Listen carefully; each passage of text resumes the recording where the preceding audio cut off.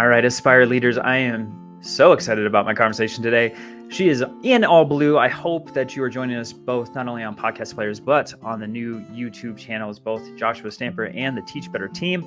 So you can see my wonderful guest, Katie Kinder, as she is representing today. She's got Halloween decorations in the background. We are seasonal and ready for the sugar highs that are about to come in both of our households. So I cannot wait to learn more about Katie and all the wonderful things, but just a little bit about her. She's been a Teacher of the Year.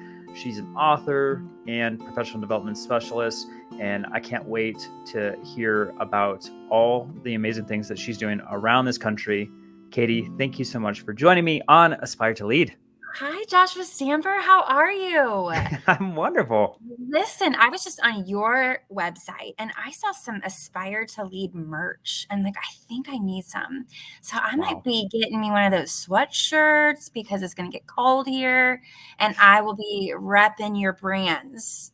I love it. Katie, you are amazing. And like I said, you're doing so much. But yes, for folks, if you want to jump on joshtamper.com, there's a bunch of swag that's in the Teach Better swag store. There's so much swag on there. It's unbelievable. I get the pleasure of not only designing stuff for my own brand, but then also with the Teach Better team. So I want to shout them out. And Katie, before we get into some really hard-hitting topics here, which I know you kind of have this underlining of fun, which I'm so appreciative of. We'll talk about that more, but will you just share about your educational and leadership journey? Sure. Well, my mom is an education rock star in the Tulsa area. So principal, superintendent, she won the President's Award. She just is the epitome of a transformational leader. So I grew up in her light and in her shadow. And as a teenager, she's like, I think you're a teacher. And I'm like, well, you don't know me. I'm petulant. I'm going to do what I want. And so I went to OU and I got my degree in public relations. And I started that journey and I just didn't love it. I didn't hate it, but I didn't love it. And so I was working for MDA, Muscular Dystrophy Association, and I credit them for finding my calling because once a month I got to work with the DECA kids. And I would pull up to a school and my heart would just pitter pat. And it took me 2 full years to call my mom. She grounded me. I was 24. And so I stepped into a classroom without any training, none. I went alternative route, walked into a 9th grade classroom with zero idea about what I was doing, none, and wondered why I was having classroom management issues because I was teaching the way that I had been taught, which was straight rows, read out of the book. It was boring, and so then I start getting a hold of Dave Burgess, Teach Like a Pirate, and Ron Clark and how he teaches. And I just started learning, becoming a sponge. I was just going into anybody's class I could, Teacher of the Year, anybody that I could that would let me.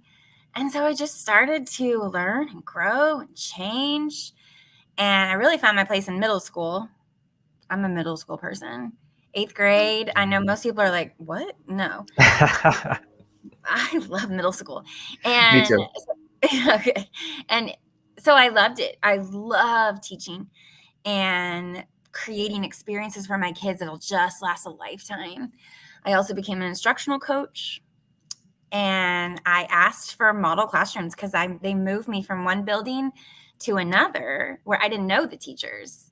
And I said, I can't possibly tell the teachers how to teach unless they know I can too.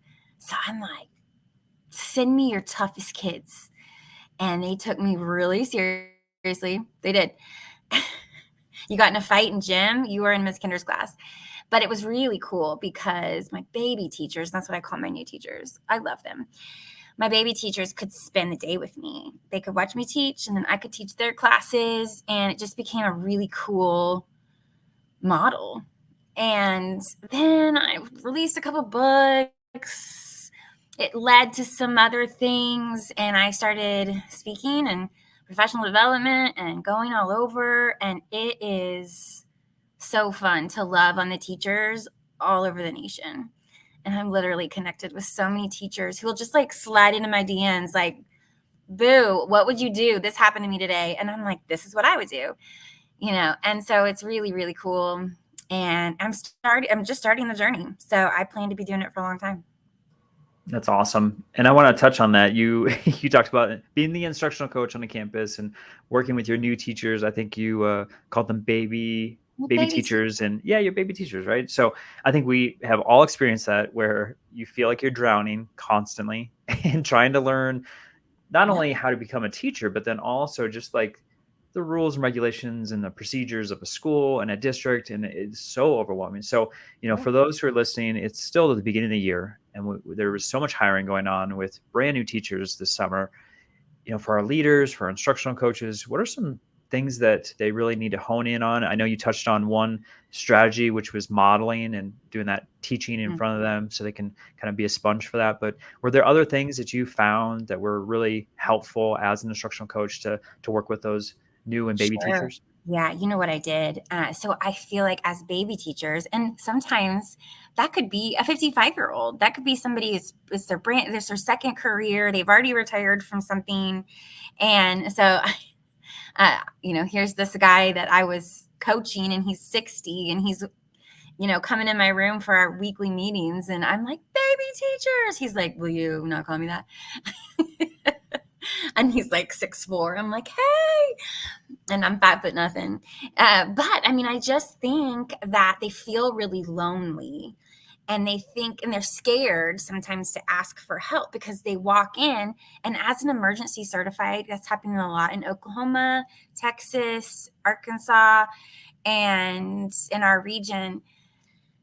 And you don't really know the acronyms. So if somebody's like, I'm leaving PLC and I'm going to IEP and I'm going and then they don't know what that means and they're embarrassed. And so as an instructional coach, what I love to do was make a list of every single teacher in the building.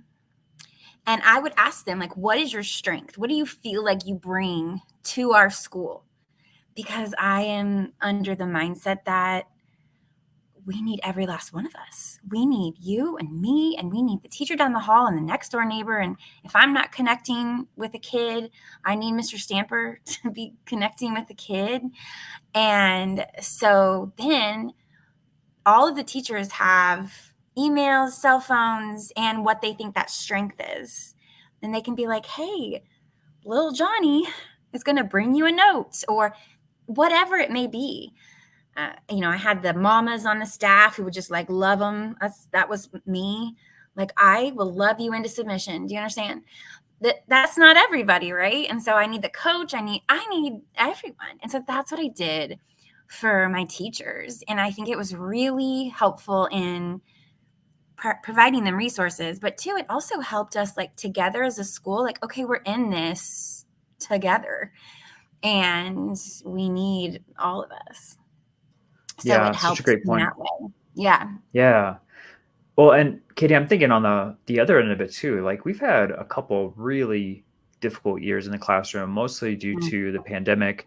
I know Oklahoma is very close to where I was working as administrator in Texas, and it was kind of turned upside down, and all these rules and regulations of things that we had to put in procedures, and it was a lot of anxiety, a lot of stress on our teachers as we were just trying to navigate that new environment online, and as you know, it was just a difficult time. And so I want to know about post pandemic teaching and what you're doing to Cool. kind of support those folks that have gone through a really difficult couple of years. Sure. Well, see, I am not the PD instructor that hasn't been in the classroom in 20 years. Like, I was just in the classroom post pandemic, and we're seeing some trauma still. And I think we will for some years to come. For the first time ever at one of my classroom management workshops, I had an instructional coach say, I really feel like this year it feels normal esque, And that was the first time I heard that. I just think some of our kids in those prefrontal cortex, they're not developed. And so in these times, I think that there was trauma. And so there's trauma with kids who come from two-parent homes and educated and everybody was home and there was food and then times that by 100, 1,000 kids who had one parent who was working 3 jobs trying to make ends meet. There's not a car. There's like, and those families and those kids are sitting in the same classroom. And I think that we saw things post-pandemic that we had never seen before. And our tech addiction is out of control. I think our kids and our teachers and our admin, like, they are craving connection because we felt so disconnected. I've got kids coming to me that they don't know how to talk to each other. They don't know how to shake hands and look somebody in the eye. Like, doing what we're doing right now with, like, they're going to vomit. So I think that's like part of our job too, is that we have to like reintegrate them into this society. Yes, use the tech. Yes, use the AI, do the things, and then put it up and have like human connection, because that is what we're built for. Yeah, so true. The soft skills, essential skills, whatever you want to call it, future ready skills. I mean, all of those Yeah. things are so important, and it's easy to slide into those routines that we had with technology prior to in the pandemic. But that, like you said, that connection, that interaction, it's so important for our students to be successful in life. I want to talk a little bit about what you touched on with engaging lessons and kind of your transformation as a teacher, because you had referenced some pillars, right, with Ron Clark and Dave Burgess, and I think we all know kind of what they're all about, what they've preached, what they actually have done in the classroom. So what did that look like for you, Katie? I know you were Teacher of the Year, so I'm assuming that had something to do with that. And what is it that you're helping with teachers now to transform the classroom and make it a little bit more engaging? Sure. Like, I just think our kids are going to engage if it means something to their life. So what are the real world applications that you can bring in? Project-based learning. You know, I gamified my room anytime I could. And so we're going to level up. You know, I would do missions, Mission Possible theme song. People would be, you know, finding their group, and then there's points, and there's the whole thing, and there's buy-in, and it also creates kind of a family culture. And I'm also about like changing my room up. Like, how can I hook them in? Like, October 1, it's going to be Halloween in my room. And I call it like Miss Kinder's Tower of Terror. And every day they're going to have to try to find something new that's in the graveyard. And they're like, and these are 14-year-old kids, and they want to play. I mean, if you think about us as adults, like, there is a game on our phone that we are addicted to. And yours might be Candy Crush. Mine's Solitaire for money. What? And so you think about, like, I adore my husband. We've been married for almost 21 years. I never think about leaving him unless it's fantasy football season. And he's like, babe, I think I'm going to play this quarterback. I'm going to do that. I'm like, I don't care. And if the quarterback isn't dating Taylor Swift, I don't care. I feel personally attacked right now, Katie. I'm sorry. No. I'm like, if it's Travis Kelce and Taylor Swift, I'm in. But other than that, so we, as adults, we want to play. So I just really believe in creating experiences that will last my students a lifetime. And they come back years later, like, remember Halloween in your room, Edgar Allan Poe? Or, you know, come April, we put all that stuff up, and come April, we do different things, Socratic seminars, cool discussions and debates. And then April, we start our journey through the Holocaust and learn about Anne Frank. And they don't know that she dies. And she becomes our friend in the 3 weeks we learn about her. And on the day she dies, we're ready. She's 14, just like them. I'm going to let my dog out because he's driving me crazy. This is just life. Look, there's my house. And on the day she dies, I'm ready. I've got candles, fake ones, and we switch off the lives of the people in the annex. And we write her a letter, and there's instrumental music playing. And my kids sob. They sob. And I will have kids come years later and be like, Miss Kinder, are you still making people cry with that Anne Frank? I'm like, yes. Because they don't remember any one line in the story, but they remember how they felt the day that their friend Anne died. So I just think those kinds of lessons are very powerful. And our kids are in such desperation for connection that we need to provide that for them. Yeah, that emotional piece is what we remember in those experiences versus just facts. Sometimes, those go to the wayside as we get older, but how it made you feel, that sticks Mm, with you for a lifetime. yeah. And I mean, if you're not engaging in a lesson, you're not going to learn it anyway. Mm-hmm. And that makes for a hard, long year with your kids. It's true. Yeah. Well, we had talked a little bit about those brand new teachers and how there was so much hiring going on over the Mm, summer. And I think, the next conversation, I think, is retaining those teachers that we have, those wonderful, amazing folks that, are pouring their hearts out and serving our kids every single day. What can we do as leaders to make sure that we're keeping our wonderful folks at our campus and in the profession? goodness. I think it starts with training. Like, I don't think a lot of our new teachers know what they're about to step into. Or our vet teachers who have kind of gotten burned out, like they didn't start that way. So I think finding the right professional development, finding the right trainings, being able to have a building that's open, you have an administrator who is a servant leader, and so you feel like you're part of his or her family and that you can say, hey, I'm having an issue with this kid. And the administrator's like, oh, well, let's send him down to Coach Stamper because Coach Stamper has this amazing relationship with him. And we know that from 6th grade or whatever. And so I think that's really what it takes. It takes proper training. It takes proper support. And in that way, we can retain our teachers because they are leaving at a rapid rate. And it's heartbreaking to me. They just need to bring a Katie Kinder in. Or Help Joshua support them. Stamper, or Teach Better, or Right? Road to Awesome, Darren Peppard. We see you. Oh, I love Darren. I love Yeah. Darren.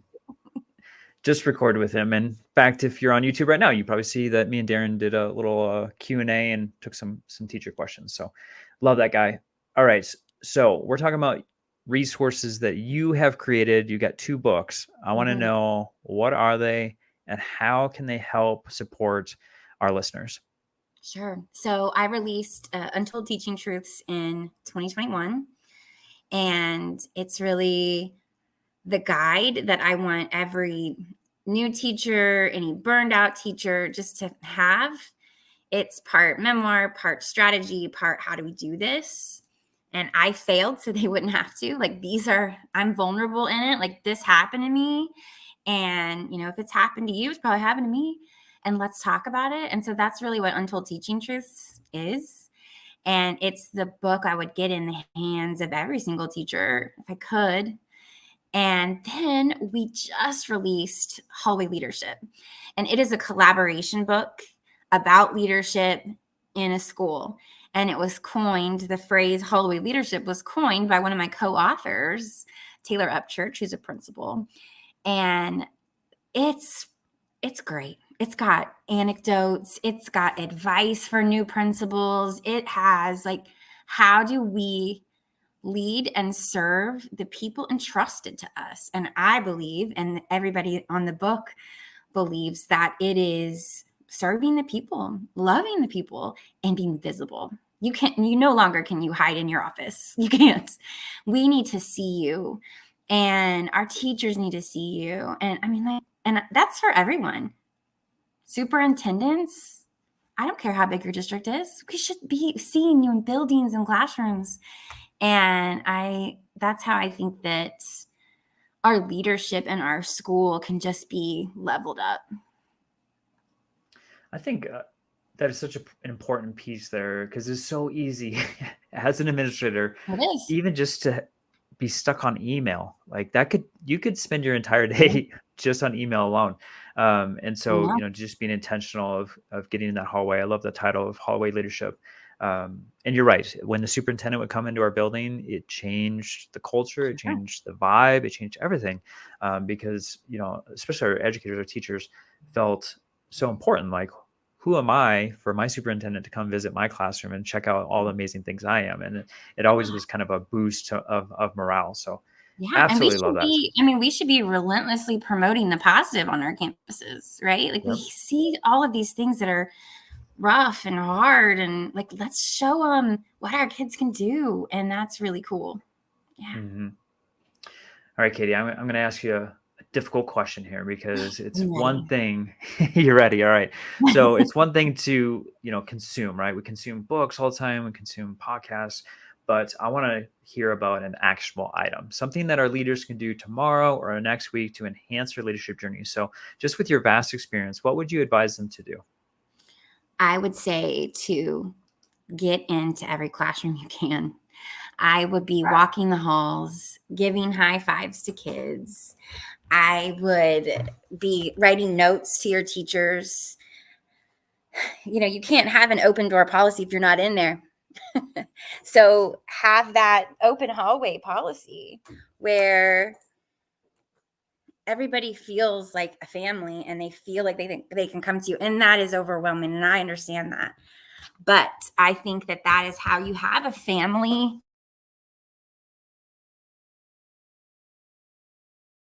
But just for kids. Yeah, I couldn't agree more. And that kind of coincides with what you're talking about with hallway leadership. I mean, just being present, and it doesn't have to be an open door to an office. It can just be open. Yeah. Open at all times. Yeah. Yeah.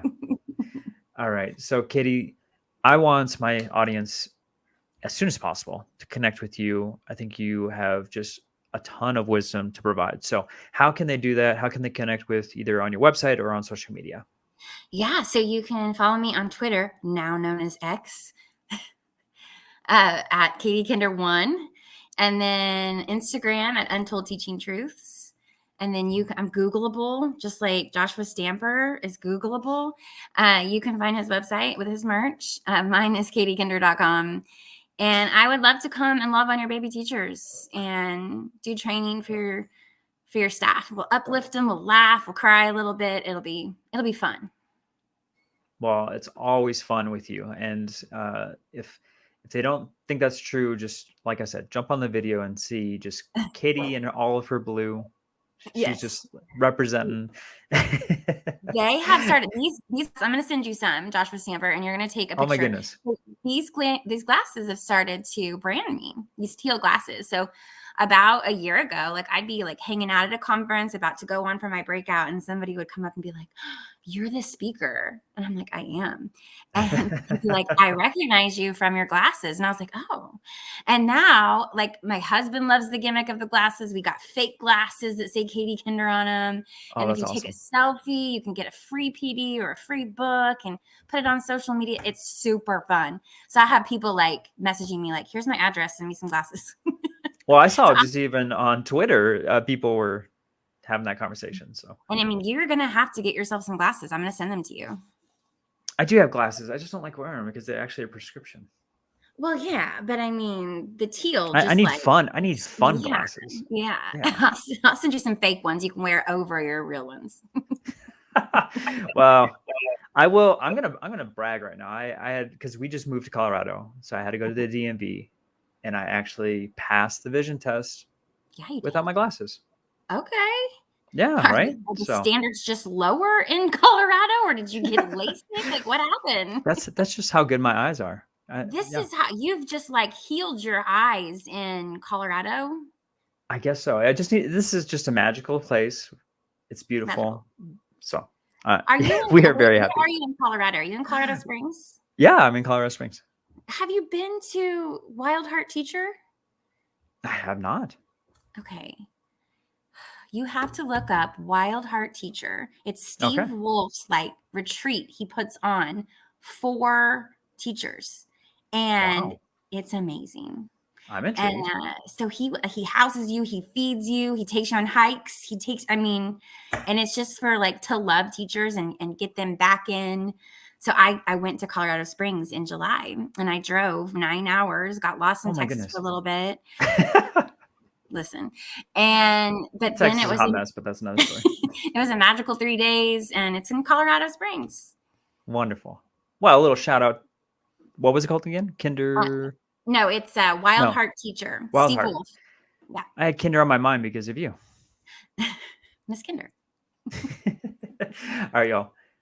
Definitely go over, joshstamper.com. You got to check out everything that we have there for educators, for leaders, and of course, all the information today for Katie Kinder will be on there. Social media links, links to her books, links to her website, everything you need to find for Katie. Make sure that you're bringing her in because, like I said, she is fantastic. She's a lot of fun, and I promise you, your teachers are going to benefit from all of her PD. Katie, with that, I just want to thank you so much for joining me today. It has been a blast, and I am so excited to be connected with you and cannot wait to see all the wonderful things that you're doing all over this country. Thank you, Joshua Stamper. I'm going to go get a sweatshirt that says Aspire to Lead right now. All right, you all have a wonderful day. Looking forward to seeing everyone again here on YouTube and on your podcast platforms.